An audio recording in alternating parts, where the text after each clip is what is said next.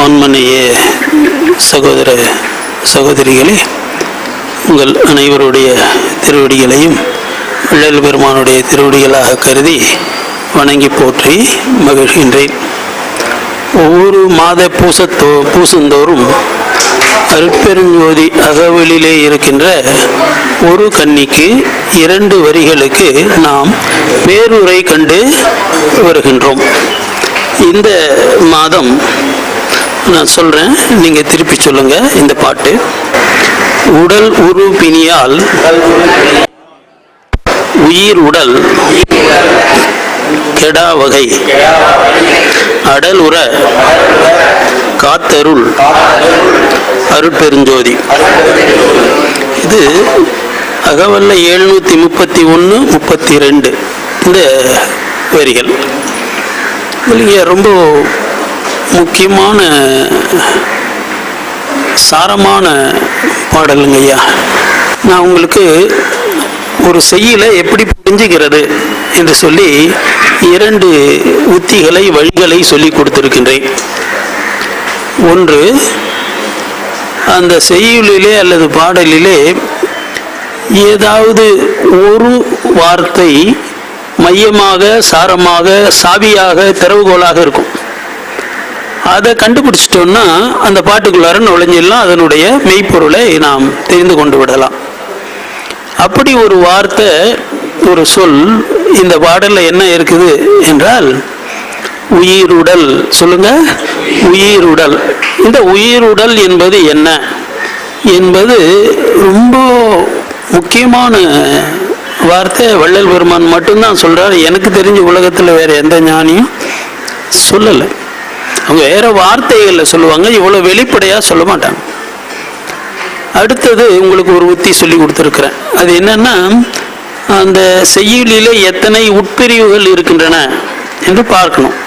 இதில் எத்தனை உட்பிரிவுகள் இருக்குங்கய்யா பாருங்க.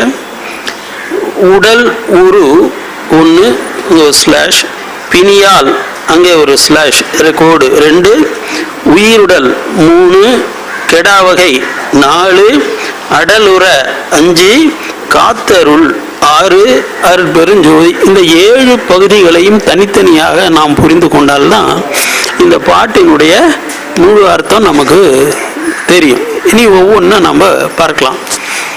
ஆனால் நமக்கு ஆரம்பத்திலேயே நான் சொல்லியிருக்கிறேன், வள்ளல் பெருமான் எப்படி ஒவ்வொரு செய்தியையும் ஒவ்வொரு பொருளையும் பார்க்கின்றார் என்றால், ஒரு விஞ்ஞானி பார்ப்பதை போல்தான் பார்ப்பார். ஏனென்றால் மனிதகுல வரலாற்றிலேயே எல்லாரும் நிறைய ஞானிகள், ஆயிரக்கணக்கான ஞானிகள் ஞானத்தை பற்றி, ஆன்மீகத்தை பற்றி பேசி இருக்கின்றார்கள். ஆனால் வள்ளல் பெருமான் மட்டும்தான் ஒரு மாற்றம் செய்கின்றார். அது என்ன என்றால், ஆன்மீகத்தை விஞ்ஞானமாக்குவது. அதாவது ஆன்மீகத்தை விஞ்ஞான மொழியில் சொல்வது. இது பெருமானுக்கு முன்னாலே யாரும் செய்யலை. பெருமான் முழுக்க அதையே தான் செய்கிறார். ஏனென்றால் இது விஞ்ஞான காலம்.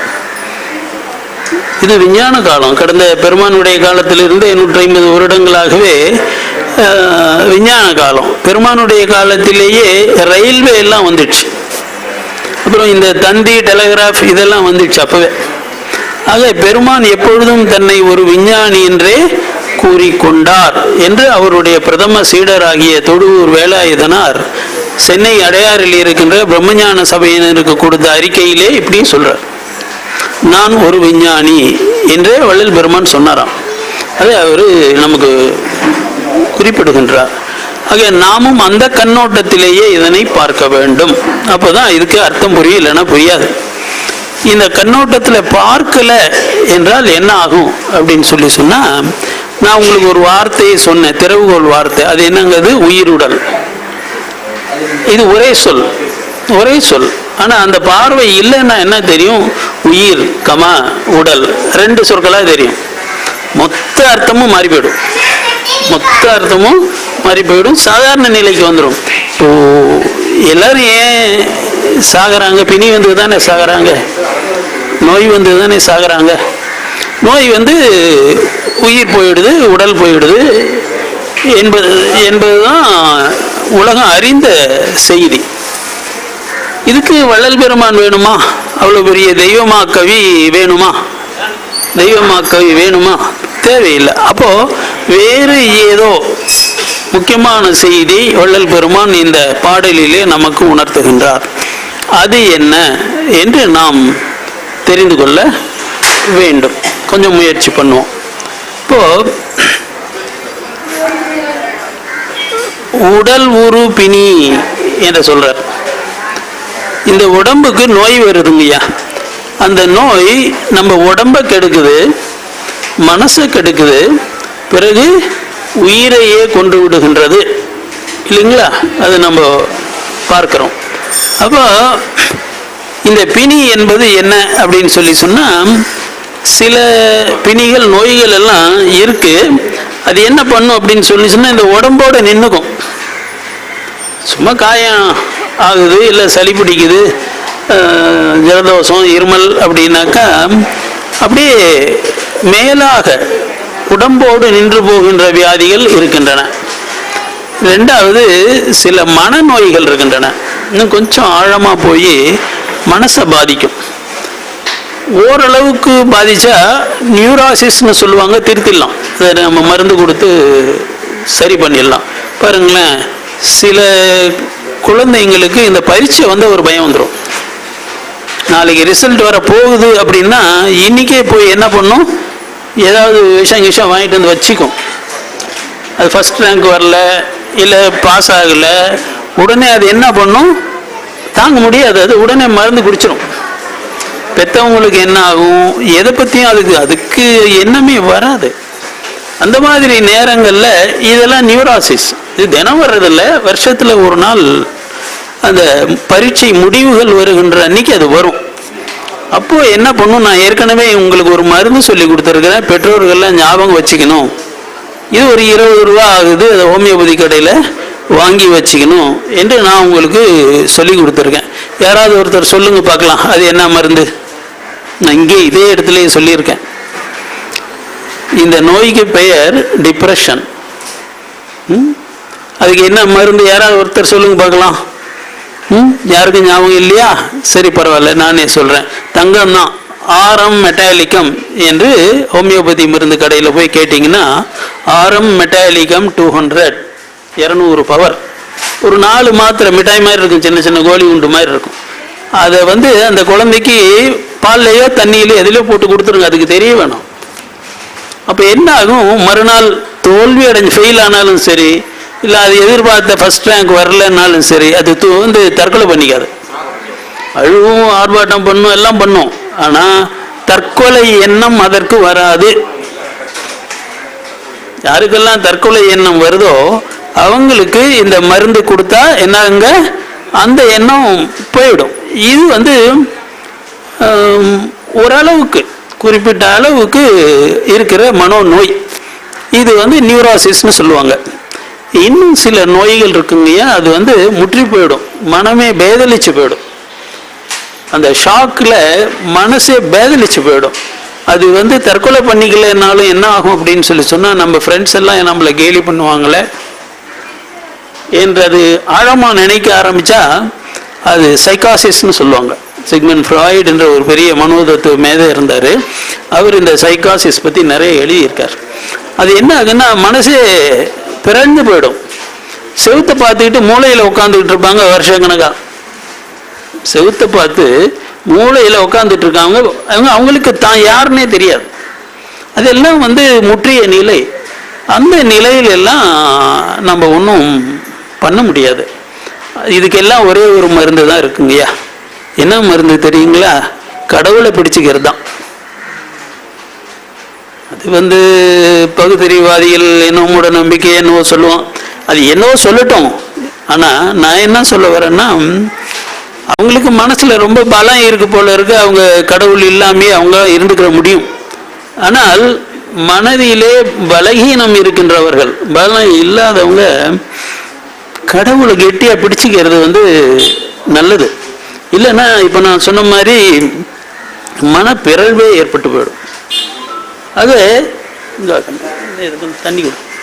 ஆக தெய்வத்தை பிடித்து கொள்வது என்ன அப்படின்னு சொன்னா பெருமான் சொல்வார், பயம் பூஜ்யமாகணும்னு சொல்லுவார். உண்மைதான்.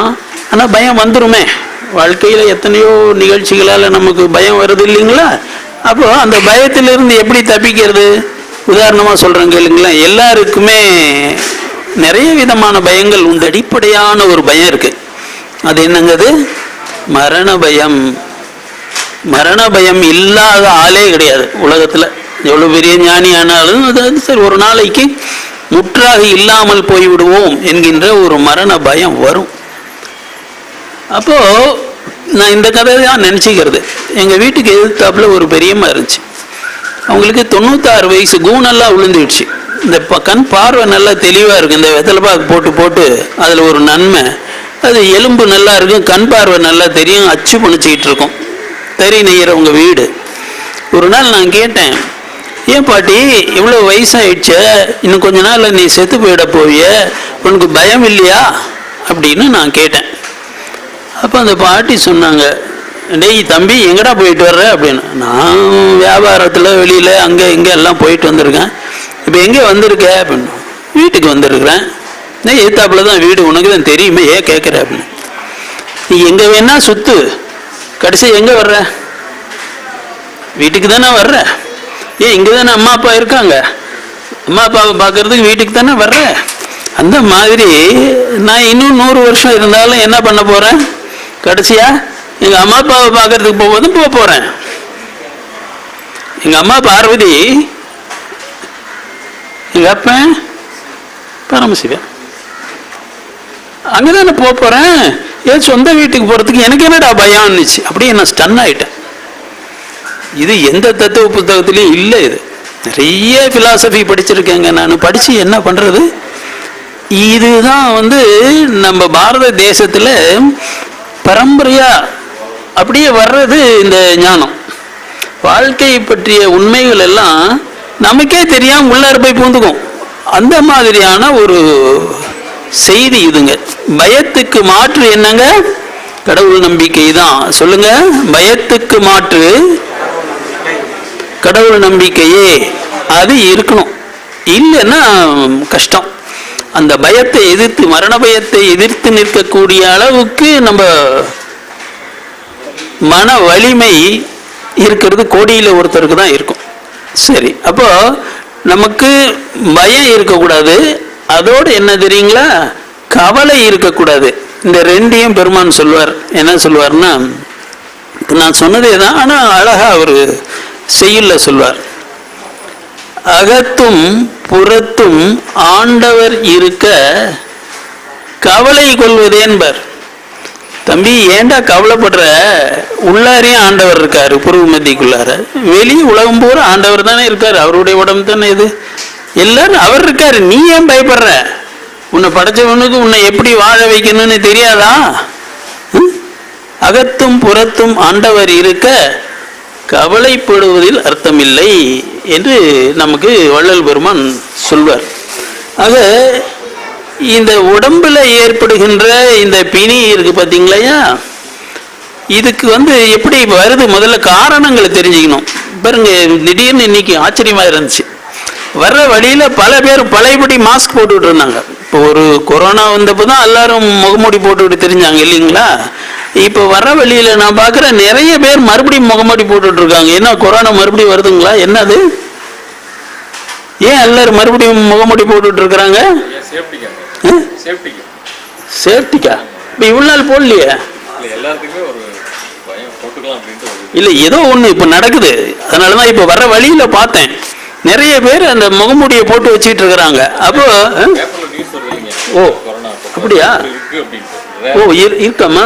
ஓ பாருங்களேன், இந்த கிருமி, கொரோனா கிருமி மாதிரி அது ஆளையே கொண்டுடும். அது மாதிரி இந்த கிருமிகளால நிறைய வியாதிகள் வருது. கேன்சர் வருது, டிபி வருது, இன்னும் நிறைய நோய்கள் வருது. அந்த கிருமிகள்ல இருந்து நம்ம காப்பாத்திக்கணும். அப்புறம் முக்கியமான ஒரு விஷயம் என்னன்னா, நம்ம கையில இருக்கிறது தான். ஆதியிலேயே திருவள்ளுவர் சாமி சொல்வார், நம்ம உடம்புல வாதம், பித்தம், ஸ்லேத்துமம் அப்படின்னு 3 இருக்கு. அது ஒன்றும் இல்லைங்க. வாதம்னா காற்று, பித்தம்னா நெருப்பு, ஸ்லேத்துமம்னா தண்ணி.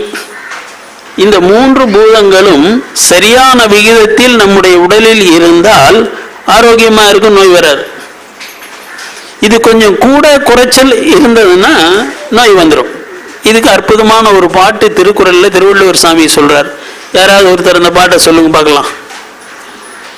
என்னது பாட்டு? திருக்குறள் கூட படிக்கிறது இல்லைங்களா? என்ன எங்க போயிட்டு இருக்கிறோம்? நாமளே படிக்கிறதுல நம்ம குழந்தைங்கள்லாம் எங்க படிக்க போகுது? இந்த சமுதாயம் எங்க போயிட்டு இருக்கு?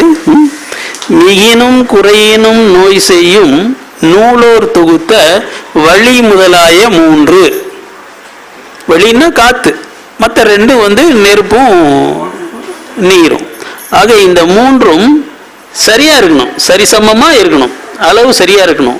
இது ஜாஸ்தியானா வந்துடும். ஒரு வாதம்னு வச்சுங்களேன், ஏன் முழங்கால் வலி எல்லாருக்கும் அதிகமாக வருது? வாதம் அதிகமாக போயிடுது இல்லைங்களா? அதே மாதிரி ரொம்ப குறைஞ்சி போச்சுன்னு வச்சிங்களேன், பேசவே முடியாது. சக்தி உடம்புக்குன்றது வாதம் தான். ஆனால் அது என்ன ஆகுன்னா, அதிகமாக போச்சுன்னா முழங்கால் வலி வந்துடும், நரம்பு இழுத்துரும். ஹார்ட்டில் கூட சில நேரம் இருதயத்தில் கூட போய் அந்த வாதம் வேலை செய்யும். ஆக இந்த 3 வாத பித்த சிலேத்துமும் சரியாக நம்ம வச்சுக்கணும். அதுக்குண்டான மாதிரி உணவுகளை சாப்பிடணும். இப்போ உதாரணமா என் உடம்பு வாத உடம்புன்னு வச்சுக்கோங்களேன், நான் என்ன பண்ணணும்?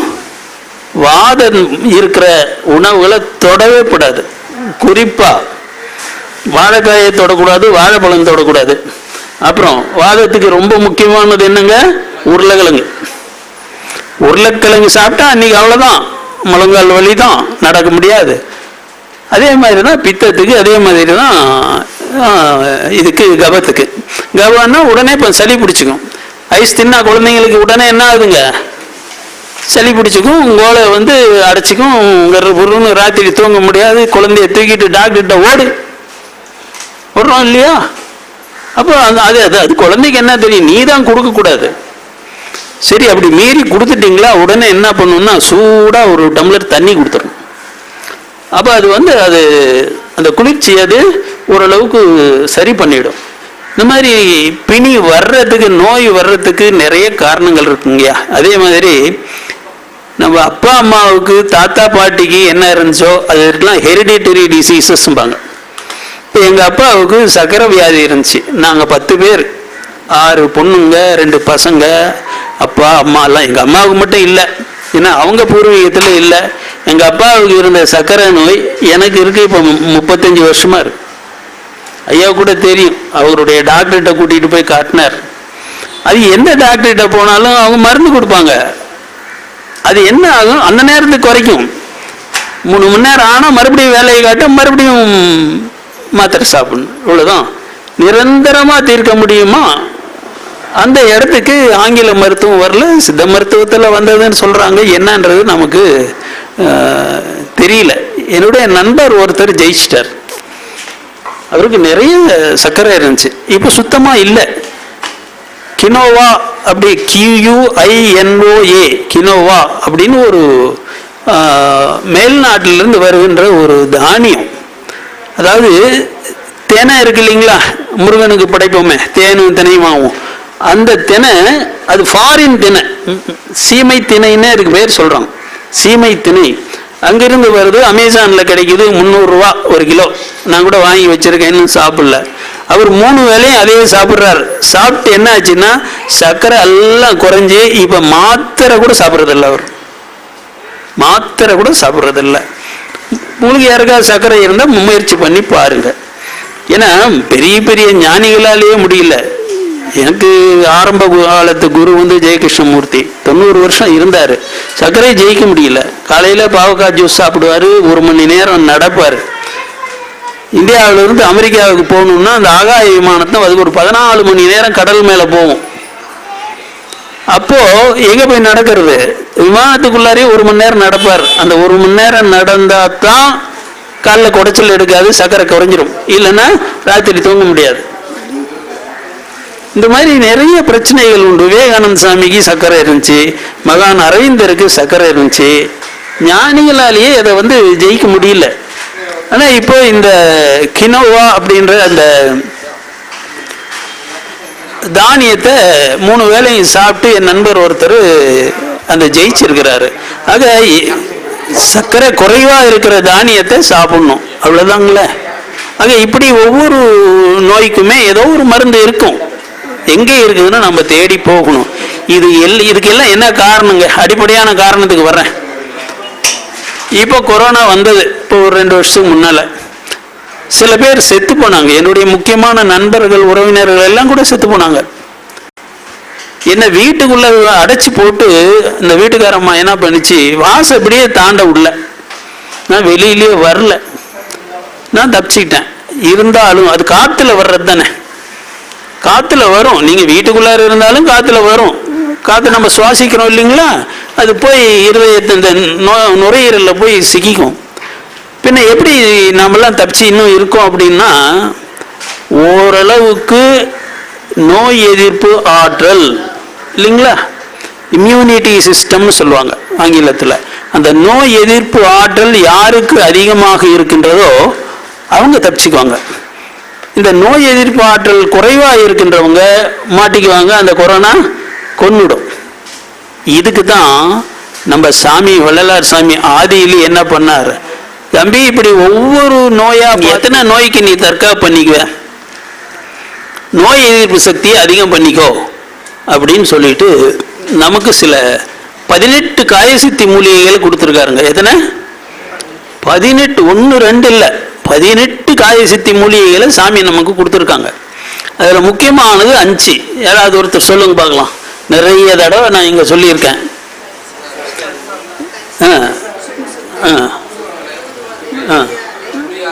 வல்லாறு அம்மாவுக்கு ஒரு கைத்தட்டல் கொடுங்க.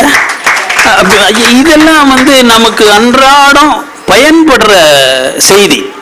நிறைய தத்துவம் பிலாசபி எல்லாம் பேசுகிறோம். ஆனால் இது உடனே இது நோயிலிருந்து நம்மளை காப்பாற்றும், முதுமையை கொஞ்சம் தள்ளி போடும், மரணத்தில் இருந்தே காப்பாற்றும். எனக்கு இது பேரே காயசித்தி மூலிகைகள் இல்லைங்களா. இந்த மாதிரி 18 கொடுத்துருக்காரு. அதில் முக்கியமான 5 சஞ்சீவி மூலிகைகள்னு சாமி சொல்கிறாங்க. அதுதான் இப்போ அம்மா சொன்னாங்க. இந்த 5ம் தெரிஞ்சுக்கணும். உங்களுக்காக நான் மீண்டும் ஒரு முறை சொல்கிறேன். கரிசாலை, அதாவது கரிசலாங்கண்ணி, தூதுவளை, முசுமுசுக்கை, வல்லாரை, புளியாரை இல்லைங்களா. இது எப்போ கிடைச்சாலும் மார்க்கெட்டில் கிடைக்கும். அம்மா கிட்ட சொன்னீங்கன்னா வாங்கி வச்சுருப்பாங்க. ஒரு 10 ரூபா கொடுத்து தினம் சாப்பிடுங்க.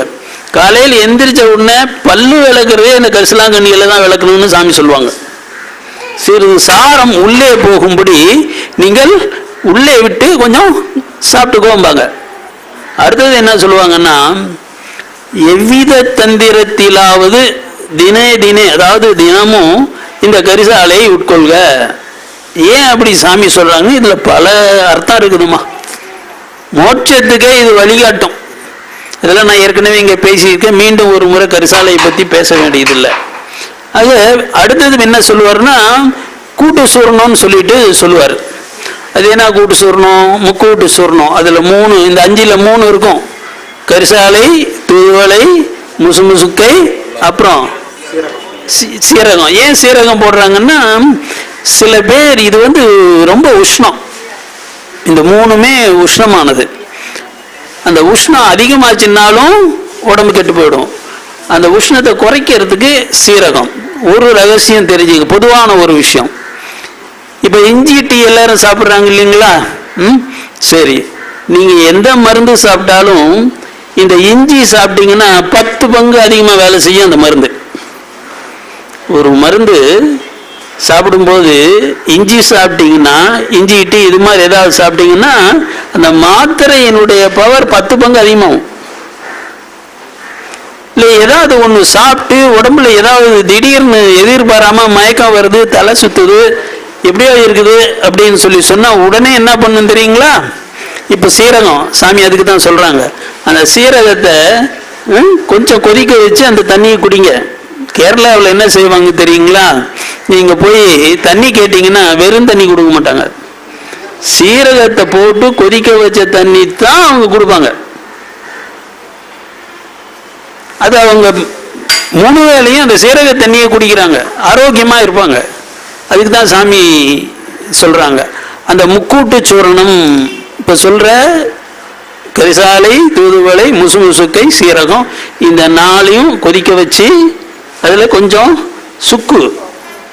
சுக்கு போட்டு கொஞ்சம் பனவெல்லம் போட்டு தினம் காலையில் எந்திரிச்ச உடனே குடிக்க சொல்றாங்க. எதுக்காக அப்படின்னா உங்களுடைய ஜீரண உறுப்புகள் நல்லா இருக்கும். அது மட்டும் இல்லை, இப்போ சொன்ன இல்லைங்களா, இம்யூனிட்டி, நோய் எதிர்ப்பு ஆற்றல் அது கூடும்.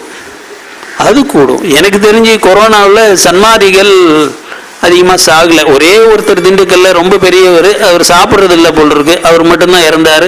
வேறு யாருமே சாகலை சன்மார்க்கிகள். யாரெல்லாம் இந்த முக்கூட்டு சூரணத்தை காலையில் சாப்பிட்டார்களோ அவங்கெல்லாம் யாருமே சாகலை. ஏன்னா சாமி ஏற்கனவே இதெல்லாம் சொல்லிட்டார். ஏன்? சன்மார்க்கத்தினுடைய முக்கிய நோக்கம் என்னங்க? சாகாதவனே சன்மார்க்கி, சாவை தடுக்கணும். ஈரமும் அன்பும் கொண்டு இன்னருள் பெற்றேன் என் மார்க்கம் இரவாத சன்மார்க்கம் தோழி. நீங்க சாவியை தடுக்கணும்னா அப்ப அதுக்குண்டான உணவை சாப்பிடணும் இல்லைங்களா? பெரிய பட்டியல் கொடுத்துருக்கிறார். இந்த உணவு தான் சாப்பிடணும், இதை சாப்பிடக்கூடாது, பெரிய பட்டியல் உங்களுக்கு கொடுத்துருக்கேன். யார் வச்சிருக்கீங்க? ஞாபகம் இல்லையா? தம்பி நாளைக்கு அது அடுத்த வகுப்புல ஜெராக்ஸ் போட்டு கொண்டாந்துரு. இப்போ பிணி வந்துருது. இப்போ என்ன பண்றது அப்படின்னா, கடைசி அபயம் யாருங்க? அபயம் அருட்பெருஞ்சோதி தான் அபயம். கடவுள் தான் பயம், வள்ளலார் தான் அபயம். டாக்டர்கள்லாம் கை விட்டுருவாங்க ஒரு கட்டத்தில். இவ்வளோதாங்க எங்களால் முடியும், இனிமேல் கடவுளை பார்த்துக்கோங்கன்னு சொல்லிவிடுவாங்க. அவர் தான் காப்பாற்றணும் இல்லையா? அப்போ அங்கே போனால் அது சர்வசக்தி. அந்த சர்வசக்தி நம்ம பக்கம் கடைக்கன் பார்வை பார்க்கணும். எப்போ பார்க்கும்? நல்லா தெரிஞ்சுக்கோங்க. இதுக்கு தான் சாமி சொல்றாங்க, தினசரி அன்னதானம் பண்ணு. ஏன்? இது பரஜீவகாருண்யம், அபரஜீவகாருண்யம், பரஜீவகாருண்யம்னு 2 சொல்றாங்க சாமி. பரஜீவகாருண்யம்னா கடவுள் நேரடியா உன்னை பார்ப்பாரு, அவருடைய பார்வை உன் மீது விழும். அபரஜீவகாருண்யம் சிலதெல்லாம் இருக்குது. வயசா இப்போ பெண் குழந்தைங்களுக்கு கல்யாணம் பண்ணி கொடுக்கறது, பள்ளிக்கூடத்தில் நோட்டு புஸ்தகம் வாங்கி கொடுக்கறது, இந்த மாதிரி நிறைய தர்ம காரியங்கள் இருக்கு. அதெல்லாம் அபரஜீவகாருண்யம். அது நிதானமாக தான் கடவுள் பார்ப்பார். எதை செஞ்சா உடனடியா கடவுள் நம்மை திரும்பி பார்ப்பார்னா பரஜீவகாருண்யம். உயிர்கொலையை தடுத்தால், பசிப்பினியை போக்குறது உயிர்கொலையை தடுக்கிறது தாங்களே. சோறு கொடுக்கலன்னா செத்து போயிடுவான மனுஷன். ஆக நீங்கள் அன்னதானம் செய்தால் ஆண்டவர் உங்களை நேரடியாக உடனடியாக பார்ப்பார், உங்களுடைய குறைகளை தீர்த்து வைப்பார். இது நான் எத்தனையோ உதாரணங்களை உங்களுக்கு இங்கே நான் சொல்லியிருக்கேங்க. அப்போ இந்த உடற்பிணி வந்தா நாம என்ன செய்யணும்? மருந்துக்கு போகணும். மருந்தால முடியல அப்படின்னு சொன்னா எங்கே போகணும்? ஆண்டவர்கிட்ட போகணும். அதாவது இங்கே வந்துடணும். தினம் 1 மணி நேரம் இங்கே அகவலை பாடிட்டு போனீங்கன்னா நோய் வராது. சரி, அடுத்த வரிக்கு போவாங்க. எப்படின்னா அவர் என்ன சொல்றாரு? உடலுறு பிணியால் உயிர் உடல் கெடாவகைங்கிறார். இந்த உயிர் உடல் என்பது ஒரே சொல்லாக நான் கருதுகின்றேன். அப்போ ஐயா, உடம்பு தெரியுது, கண்ணுக்கு தெரியுது. அப்போ உயிர் நம்ம கண்ணுக்கு தெரியலையே, அதுவும் ஒரு உடம்புன்னு நீங்க சொல்றீங்களே. நான் சொல்லல, வள்ளல் பெருமான் சொல்றார். ஏன்னா இங்கே ஒரு குழப்பம் இருக்கு. வேதாந்தத்திலேயோ சித்தாந்தத்திலேயோ அவங்க என்ன சொல்லுவாங்கன்னா, உயிருக்கு வடிவம் இல்லை, உயிருக்கு வடிவம் இல்லை என்று அவங்க சொல்லுவாங்க. ஆனா வள்ளல் பெருமான் என்ன சொல்றாருன்னா, உயிருக்கும் வடிவம் உண்டு, கடவுளுக்கும் வடிவம் உண்டு. உயிருக்கும் வடிவம் உண்டு, கடவுளுக்கும் வடிவம் உண்டு. அதை சொல்லுவார். அது எப்படி சொல்லுவார்னா, இறைமை எனும் தேகத்திரயம்னு சொல்லுவார். கடவுளுக்கு 3 விதமான தேகங்கள், எந்த வடிவத்தில் வேண்டுமானாலும் அவர் தோன்றலாம். அது எப்படி சொல்லுவார்னா, சுத்த தேகம், பிரணவ தேகம், ஞான ஒளி தேகம். ஒரு தடவை சொல்லுங்க. சுத்த தேகம், பிரணவ தேகம், ஞான ஒளி தேகம். நம்ம தைப்பூச தண்ணிக்கு வடலூருக்கு போய் சாமி கும்பிட்றோம் இல்லைங்களா? அது எதுக்கு போகிறோம்? அன்னைக்கு தான் தைப்பூச தண்ணிக்கு முதல் நாள் இரவு தான் வள்ளல் பெருமானுடைய உடம்புல அருட்பெருஞ்சோதி ஆண்டவர் இறங்கி அந்த உடம்பே அப்படியே அருட்பெருஞ்சோதியா மாத்திட்டார். அதுதான் ஞான ஒளி தேகம். இது என்னங்க? ஞான ஒளி தேகம். ஞானம் என்பது என்ன? ஞானம் இஸ் ஈக்வல் டு அருள். சொல்லுங்க, ஞானம் இஸ் ஈக்வல் டு அருள். அப்போ அருள் ஒளி தேகம். வள்ளல் பெருமான் அருள் ஒளி தேகத்தை அடைந்து கொண்டார். அதுக்கு முதல்ல என்ன செய்யணும்? சுத்த தேகமாக்கணும், பிரணவ தேகமாக்கணும். சுத்த தேகம்ன்றது என்ன அப்படின்னா, இப்போ நமக்கு இருக்கிறது அசுத்த தேகம். அசுத்தம்னா பாருங்க, மெய்வாய் கண் மூக்கு செவி, இந்த முகத்துல 7 துவாரங்கள் இருக்கும். அப்புறம் கீழே ஆசனவாய் சிறுநீர் போகின்ற துவாரம், மொத்தம் 9 துவாரங்கள் இருக்கும். 9 துவாரங்களின் வழியாக இந்த கழிவுகள் வெளியேறி கொண்டே இருக்கின்றன. ஓயாம இந்த உடம்பு என்ன பண்ணுது? அசுத்தங்களை, கழிவுகளை உற்பத்தி செய்து கொண்டே இருக்கின்றது. இந்த கழிவுகள் அசுத்தங்களில் இருந்து தான் நோயே வருது, அதுல இருந்து தான் முதுமை வருது, அதுல இருந்து தான் மரணமே வருது. அப்போ அடிப்படை என்ன? அந்த கழிவுகள் ஏற்படாமல் தடுக்க வேண்டும். இதுக்கு சாமி என்ன சொல்லுவாங்கன்னா, ஒரு பெரிய பட்டியல் கொடுத்துருக்காரு. என்ன சாப்பிடணும், என்ன சாப்பிடக்கூடாது. இப்போ ஒரு உதாரணம் சொல்றேன் கேளுங்களேன். பருப்பு எத்தனை வகை இருக்கு இல்லைங்களா? ஆனா துவரம் பருப்பு மட்டும்தான் சாப்பிடணும், மற்ற பருப்பு தொடக்கூடாது. இது ஒரு கட்டத்தில் எனக்கு கொஞ்சம் புரியல. எப்படின்னா, யோகம் கற்றுக்கிட்டேன். அப்போ யோகம் கற்றுக்கிட்டா அவங்க என்ன சொல்லி தருவாங்கன்னா, தம்பி மத்தியானம் ஒரு வேளை தான் சாப்பிட்ணும், பொங்கல் தான் சாப்பிட்ணும். பொங்கலில் என்ன இருக்கும்? அரிசியும் பாசி பருப்பும் இருக்கும். அரிசியும் பாசி பருப்பும் போட்டால் பொங்கல் செய்வாங்க. அதை ஒரு வேளை 12 மணிக்கு மத்தியானத்தில் ஒரு வேளை தான் சாப்பிட்னாம, நான் யோகம் பண்ணிக்கிட்டு ஆசனங்கள் ஒரு 45 ஆசனம் பண்ணுவேன். அப்புறம் 42 விதமான பிராணாயாமம். யோகி சிவலிங்க அடிகளார் அப்படின்னு ஒருத்தர் இங்கே ஸ்டேடியத்தில் சொல்லி கொடுத்தார். அந்த புஸ்தகம் கூட போட்டார். 42 விதமான பிராணாயாமங்கள்.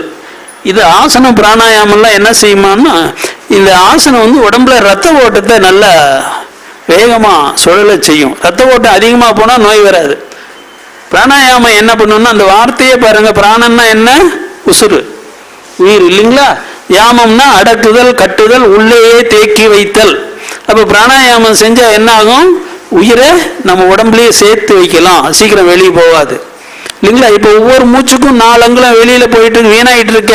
உள்ளார போற பிராணவாயு, பிராண காற்று 8 அங்குலம், வெளியில போற கார்பன் டை ஆக்சைடு 12 அங்குலம். ஒவ்வொரு மூச்சுக்கும் நமக்கு நஷ்டமாவது 4 அங்குலம் அலகுகள், யூனிட்ஸ். ஒவ்வொரு வினாடியும் நம்ம செத்துக்கிட்டு இருக்கிறோம். இதை நிறுத்துறதுக்கு தான் பிராணாயாமத்தை கற்றுக் கொடுத்தாங்க. அதில் 42 வகை இருக்குது. அவர் யோகி சிவலிங்க அடிகளார் எங்களுக்கு சொல்லி கொடுத்தார் அந்த காலத்தில். என்ன இப்படி பெருமான் என்ன சொல்லி தருவார்னா, வாசி யோகம் சொல்லி தருவார். வாசி நடத்தி தருவாண்டி ஒரு வாசியிலே இங்கு வருவாண்டி. எப்படி சாமி சொல்றாங்க? வாசி நடத்தி தருவாண்டி ஒரு வாசியிலே இங்கு வருவாண்டி. அது என்ன சார் வாசி அப்படின்னா, நம்ம மூக்குல சுவாசிக்கிறோம் இல்லைங்களா? மூக்குல சுவாசிக்கிறது வாசி இல்லை. இதையும் சொல்லுவாங்க, ஒரு பேச்சுக்கு சொல்லுவாங்களே ஒழிய, நம்ம மூலாதாரத்திலிருந்து முதுகுத்தண்டு இருக்கு இல்லைங்களா? அந்த முதுகுத்தண்டு வழியா அப்படியே உச்சந்தலைக்கு ஒரு காத்து அது இருக்கு, அதை ஏத்தணும்.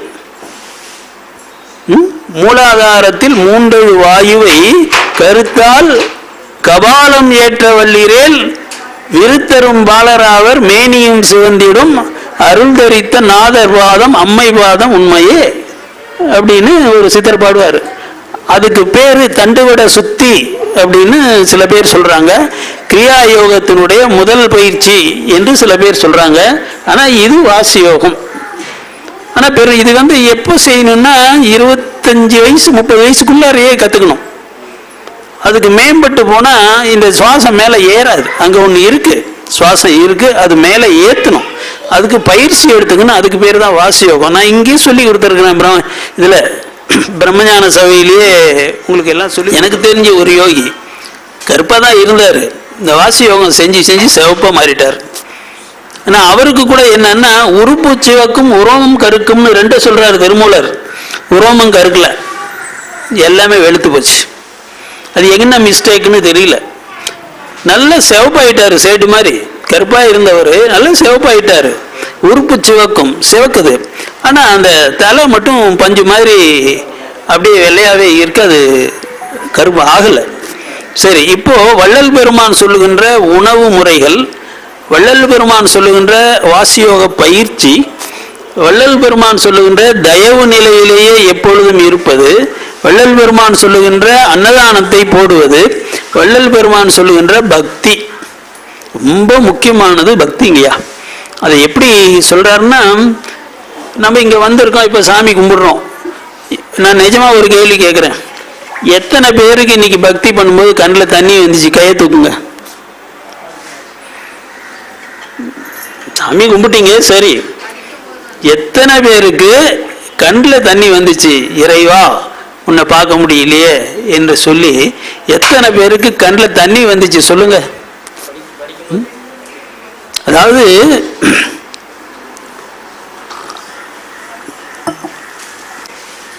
சாமி என்ன சொல்றாருன்னா, நினைந்து நினைந்து உணர்ந்து உணர்ந்து நெகிழ்ந்து நெகிழ்ந்து அன்பே நிறைந்து நிறைந்து ஊற்றெழும் கண்ணீர் அதனால் உடம்பு நனைந்து நனைந்து. இந்த கண்ணீரால என்ன நனையணுங்க? உடம்பு பூரா நனையணுமா.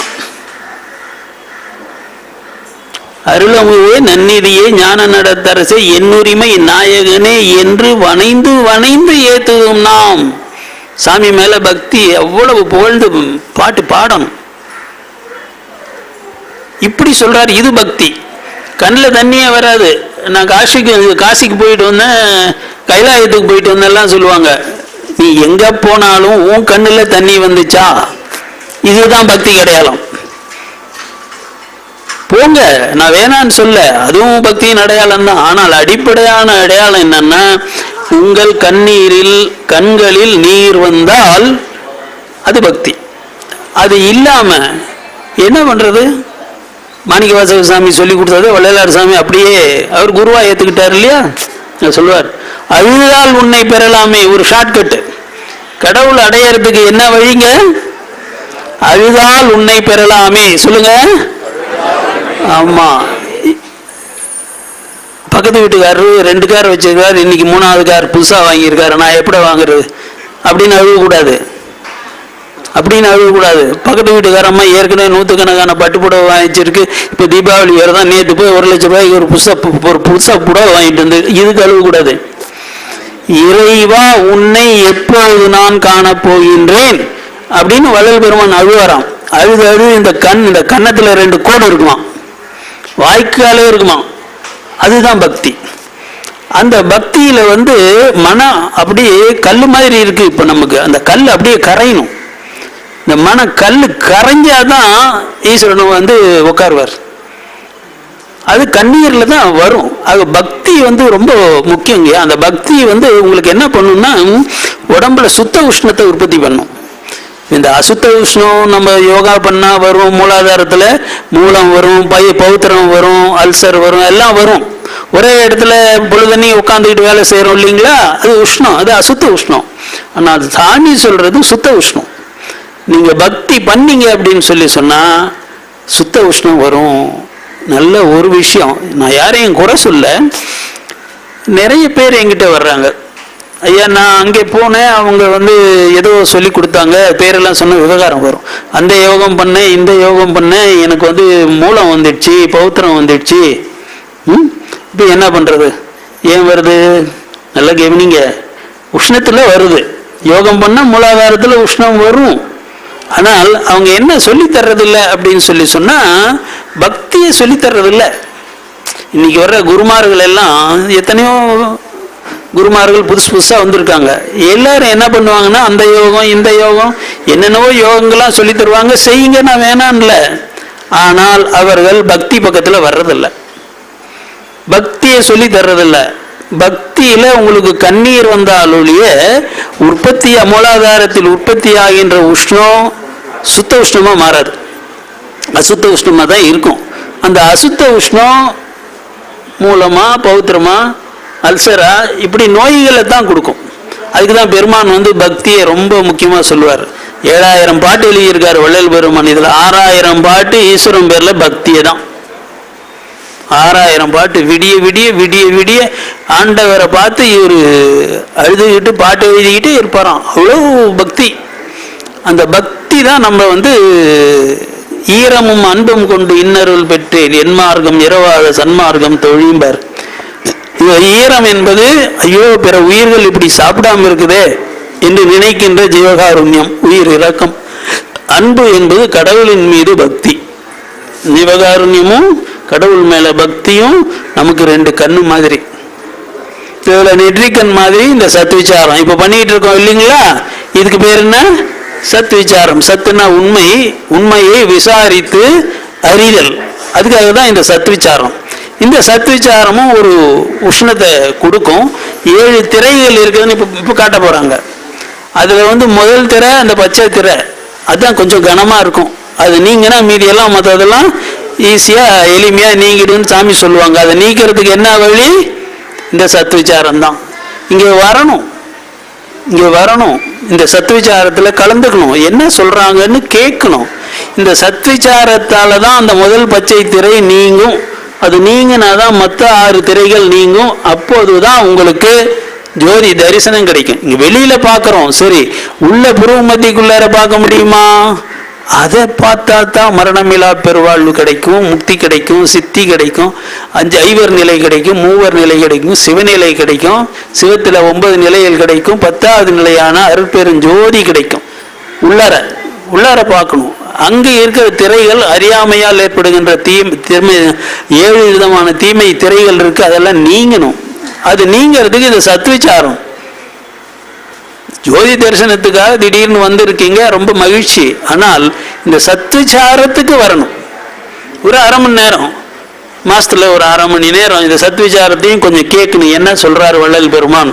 நான் ஒன்றும் சொல்லல, பெருமான் பாட்டில் சொல்லியிருக்கார். அதை அப்படியே எளிமைப்படுத்தி உங்களுக்கு புரிகிற மாதிரி கண்ணு காது மூக்கெல்லாம் வச்சு நான் இங்கே சொல்லிட்டு இருக்கிறேன். அவ்வளோதான், என் வேலை ஒன்றும் இதில் நான் சொல்றது ஒன்றுமே கிடையாது. பெருமான் சொன்னது பாருங்க, இவ்வளோ பெரிய புஸ்தகம் இருக்குது, இது மாதிரி 3 புஸ்தகம் இருக்குது.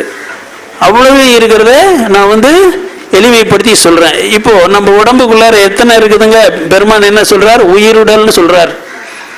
உயிருடல் என்றால் பிரணவதேகம். சொல்லுங்க, பிரணவதேகம். பாருங்களேன், ஒரு பட்டியல் பெருமான் கொடுக்கிறார்.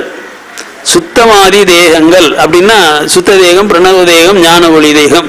இதுல சுத்த தேகத்தை சொர்ண தேகம், தங்க தேகம் சொல்லுவாங்க. அப்புறம் பிரணவ தேகம், ஞான தேகம்.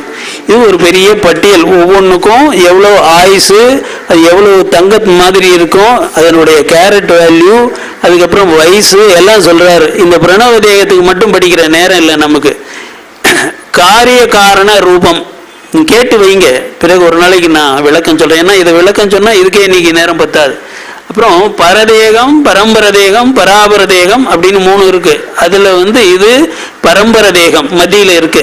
அடுத்தது பரம்பர உணர்ச்சி, பரம்பர அறிவு, பரம்பர தத்துவம், பொன்வண்ணம். இது எப்படி இருக்குன்னா 16 முதல் 108 மாற்று வரை உரைப்படாதது. இந்த நகைக்கடைக்கு போனீங்கன்னா உரக்கல் வச்சிருப்பாங்க, அதுல தேய்ப்பாங்க. இந்த பிரணவ தேகியினுடைய தோல் எடுத்து நீங்க தேய்ச்சிங்கன்னா உரையப்படாது. ஏன்னா இது 108 மாற்று. நமக்கு கிடைக்கிறது அபரஞ்சி 24 கேரட்டுக்கு மேல கிடைக்காது. பெருமான் என்ன சொல்றாரு? 108 மாற்று இந்த பிரணவ தேகத்தினுடைய தங்கம், உடம்பு அப்படி இருக்குங்கிறாரு. அடுத்தது சொல்றாரு பாருங்க, 5 முதல் 8 வயது தோற்றம். வயசானவங்க மீண்டும் குழந்தையாகி 5லிருந்து 8 வயசு தோற்றத்துக்கு வந்துருவாங்கன்றாரு. தேகம் பார்க்கலாம், ஆனா தொட்டிங்கன்னா பிடிபடாது, காத்துல போயிடும்.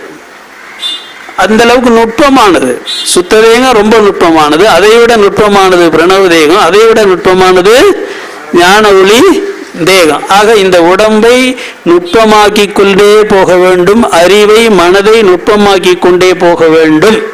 இதுதான் அடிப்படையான செய்தி. அடுத்தது சர்வ சித்தி. 3 விதமான சித்திகள் சித்தர்களுக்கு உண்டு. கர்ம சித்தி, யோக சித்தி, ஞான சித்தி. இந்த பிரணவ தேகிகளுக்கு சர்வசக்தி. இதுல தான் பிரம்மா, விஷ்ணு, ருத்ரன், மகேஸ்வரன், சதாசிவன் நம்ம சொல்றோம் பார்த்தீங்களா? அவங்க எல்லாம் இந்த பிரணவ தேகி தான். சிவனுக்கு மட்டும் பரசிவத்துக்கு அருட்சிவம்னு சொல்றாரு. அந்த நிலைக்கு வருகின்ற பொழுது 10வது நிலையில மட்டும் என்ன கிடைக்கும்? இந்த அருள் ரூபம் கிடைக்கும். அது ஞான ஒளி தேகம். அது அடுத்த கட்டம். பிராண கல்ப தேகி பர அபர மார்க்கம். இது தனித்தனியா ஒரு நாளைக்கு விளக்கி சொல்லுங்கய்யா. இந்த செய்தியை தெரிஞ்சுக்கோங்க. இப்படி ஒண்ணு இருக்கு. சுத்த தேகம், பிரணவ தேகம், ஞான ஒளி தேகம் என்கின்ற 3 உடல்கள் இந்த உள்ளார இருக்கு. அதை நாம வெளிப்படுத்தணும். அதுக்காக தான் வாழ்க்கை. அதே மாதிரி பாருங்க, இப்போ இந்த அமேசான் முதலாளி ஜெஃப் பீசாஸ் இருக்காரு. எத்தனையோ லட்சம் கோடி இருக்குதான் அவர்கிட்ட. அவர் என்ன பண்றாரு, நான் சாகக்கூடாதுன்னு சொல்லி ஏதோ இந்த கடல்ல ஒரு ஆக்டோபஸ்னு ஒரு இது இருக்கு, ஒரு மிருகம். அதை சாப்பிட்டுட்டு இருக்காரு. யாரும் சொன்னாங்க அது சாப்பிட்டா சாக மாட்டேன்னு சொல்லி அதை தின்னுட்டு இருக்காராம். நீ என்ன தின்னாலும் 3 விதமான இன்பங்கள் தான், ஆனந்தங்கள் தான் நம்மளால் அனுபவிக்க முடியும். அவன் எத்தனை கோடி வச்சிருந்தாலும் சரி. என்னது? இந்த மெய்வாய் கண்மூக்கு செவி, இந்த 5 புலன்களால் அனுபவிக்கின்ற இன்பங்கள்.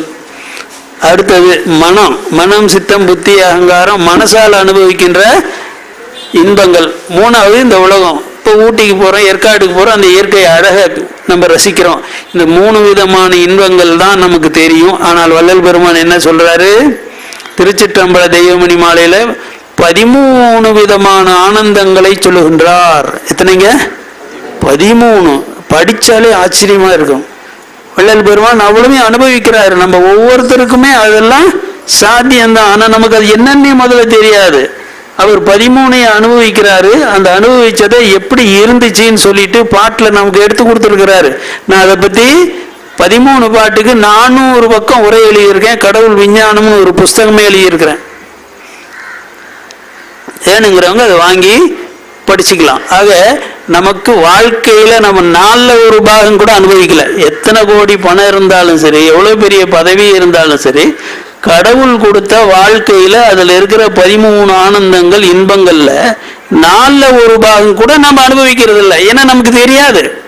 இங்க வந்தாதான் தெரியும். அதுக்கு தான் இந்த சத்விச்சாரத்துக்கு வாங்கன்னு நான் சொல்றது. இங்க என்ன காசா கேட்கறாங்க? ஒன்றும் கிடையாது. நம்ம வாழ்க்கையை பத்தி வள்ளல் பெருமான் அற்புதமான விஞ்ஞான உண்மைகள் எல்லாம் சொல்றாரு. அதுல ஒண்ணு பிடிச்சிக்கிட்டா போருமே. இந்த கரிசாலையை காலையில நீங்க வாங்கி சாப்பிட்டீங்கனாலே போதுமே. பேர் இங்க தம்பி இங்க இருக்காரு, ஹரி. உங்களுக்கு என்ன வேணும், எவ்வளவு வேணாலும் கரிசாலை கொடுப்பாரு. நீங்க காலையில அதை சாப்பிடுங்க, உடம்பு நல்லா இருக்கும். அது கொரோனா இருந்தா எதுவும் நம்மள ஒன்றும் பண்ணாது. இந்த மாதிரி ஒரு செய்தி. அதுதான் நான் சொல்றது. பெருமான் அப்படியே வண்டியா நிறைய செய்திகள் சொல்லி இருக்கிறாரு. எல்லா வாழ்க்கைக்கு பயனுடையதுதான். சாகாமலே இருப்பதற்குண்டான காய சித்தி மூலிகைகள் எல்லாம் சொல்றாரு. அதெல்லாம் நான் சொல்ல. ஒன்ன பிடிச்சுக்கோங்க. ஒரு நாளைக்கு இங்க வந்து இருக்கீங்க, ஒன்ன பிடிச்சுக்கோங்க.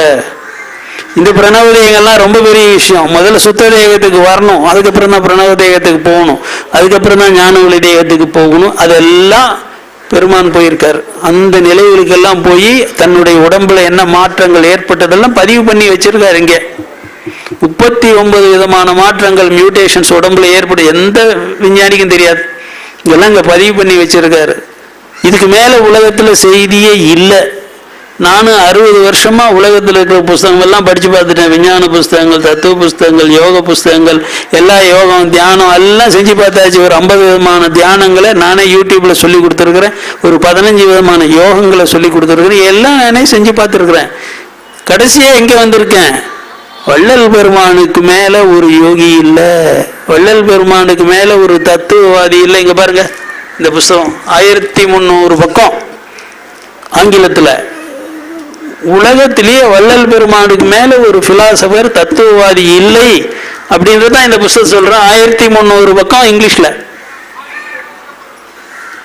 இன்னும் 2 பாகம் எழுதிட்டு இருக்கிறேன். உலகத்தில் இருக்கிற மற்ற தத்துவவாதி எல்லாம் Plato, Aristotle, Kant, Hegel, Marx நிறைய இருக்காங்க. அவங்களோடு ஒப்பிட்டு இவரை பற்றி இன்னும் 2 பாகம், 1 பாகம் முடிஞ்சு போச்சு, இன்னொரு பாகம் எழுதிட்டு இருக்கிறேன்.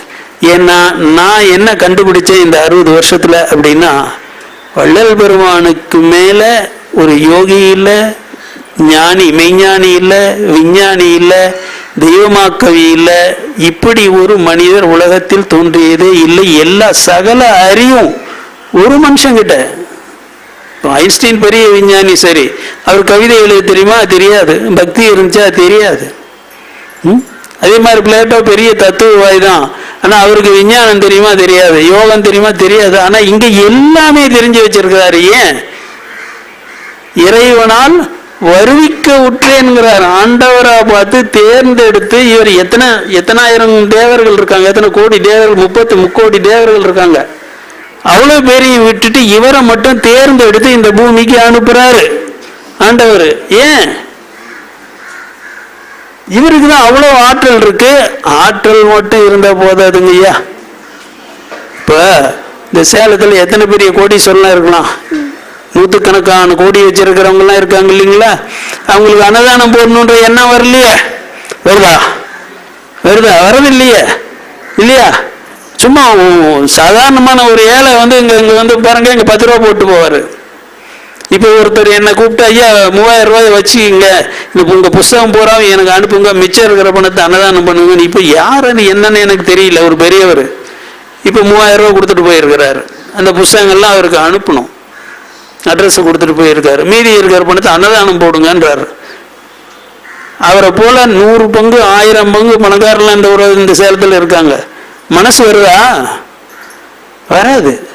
அந்த மாதிரி வள்ளல் பெருமான் என்ன சொல்றாருன்னா, ஏற்கனவே நான் ஒரு கடவுளா இருந்தேன் என்றாரு. உன்னை ஓதும் கடவுளர் கூட்டத்தில் யான் ஒருவன் என்றோ. ஏற்கனவே கடவுளை புகழ்ந்து பாடுகின்ற கடவுளர் கூட்டத்துல ஒருத்தரா இருந்திருக்காரு. இவரை பிடிச்சி அவரு கூப்பிட்டு பூமிக்கு அனுப்புறார். நீ என் பிள்ளையாதனால் சொன்னேன், வேறு என்ன இருக்க தம்பி, நீ என் செல்ல பிள்ளைடா, நீ சொன்ன நான் சொன்ன நீ கேட்ப, அதுக்காக நான் சொல்றேன் அப்படிங்கிறாரு. நேராச்சுங்களா? சரி. அப்போ ஐயா உங்ககிட்ட நான் கேட்டுக்கிறது என்னன்னா, மகிழ்ச்சி, சரியான இடத்துக்கு வந்திருக்கீங்க, ஆனா பயன்படுத்திக்கோங்க. ஒரு அரை மணி நேரத்துக்கு முன்னால வந்தீங்கன்னா இந்த மாதிரி நிறைய செய்திகள் இருக்கு, உங்க வாழ்க்கைக்கு பயன்படுற செய்திகள் இருக்கு. பிறகு ஒண்ணு இன்னைக்கு பிடிச்சுக்கோங்க, இந்த கரிசாலையை பிடிச்சுக்கோங்களேன். எனக்கு தெரிஞ்சு திருச்சியில ஒரு கூட்டத்துல பேச போனோங்க. அங்க ஒரு பெரியவர் வந்தாரு, ஒரு 70-80க்குள்ளார இருக்குன்னு நான் நினைச்சேன். அப்போ அவர் சொன்னார், ஐயா நீங்க சொல்றது நிஜம்தான், நான் எனக்கு வயசு இப்ப 105 ஆகுது. எவ்வளவுதுங்க? 105 ஆகுது. பார்த்தா அப்படி தெரியல, 105 ஆகுது. நான் எப்பவும் போலதான் சோறு எல்லாம் தின்னுட்டு இருக்கிறேன், வேலைக்கு போயிட்டு இருக்கிறேன். ஆனா நான் செய்யறது இந்த கரிசலாங்கண்ணி வள்ளலார் சாமி சொன்னாருன்னு உங்க மாதிரி யாரோ ஒரு பேச்சாளர் அந்த காலத்துல வந்து சொன்னாரு. நான் தினம் அது மட்டும் குடிக்கிறேங்க ஐயா அப்படின்னாரு. வயசு என்னங்கய்யா? 105. அதை பிடிச்சிக்கலாமா? ஒண்ணு இங்க வந்தா ஒரு நாளைக்கு ஒரு செய்தியை பிடிச்சுக்கோங்க. அதுக்கு தான் உங்களை ஒரு அரை மணி நேரம் முன்னால வாங்கன்னு சொல்றது. அருட்பெருஞ்சோதி அருட்பெருஞ்சோதி தனிப்பெரும் கருணை அருட்பெருஞ்சோதி. எல்லா உயிர்களும் இன்புற்று வாழ்க. வள்ளல் மலரடி வாழ்க.